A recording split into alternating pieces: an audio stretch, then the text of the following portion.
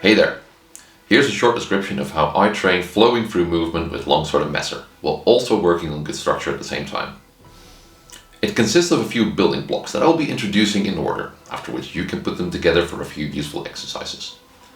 It's helpful to already have some prior knowledge of these elements, but if you take it slow, you may find this video has some useful pointers as well.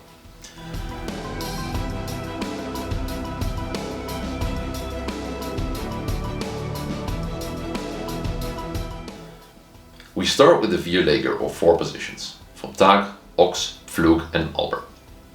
Don't sweat the proper execution of these too much right now. The most helpful thing for me to keep in mind is to keep the hands close to my body to not make them an easy target. After this comes making cuts and thrusts. I like to take a relaxed fencing stance and let the cuts flow through. It's nice to be able to recover even a very committed free cut back into one of the four positions.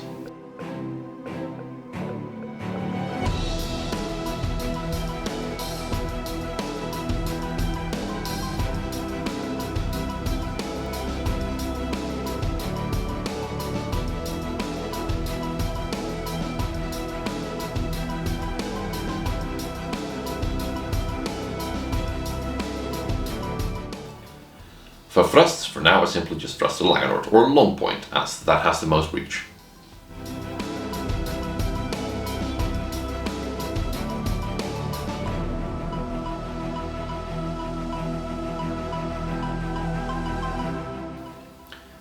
The third building brick is made up of parries. For this part of solo trading I usually already start throwing ripostes after my parries, such as the Oberhau from a regular straight parry against the high cut that you see me do here.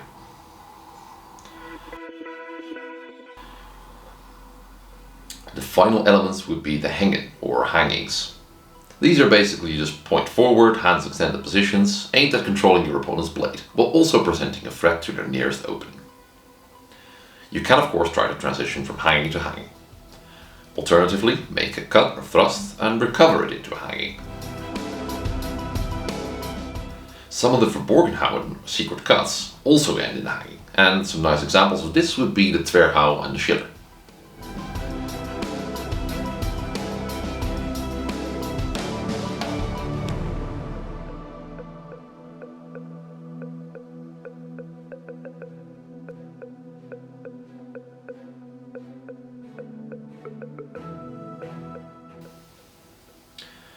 Okay, so once you have practiced all these elements separately, you can try bringing them all together and do some shadow fencing.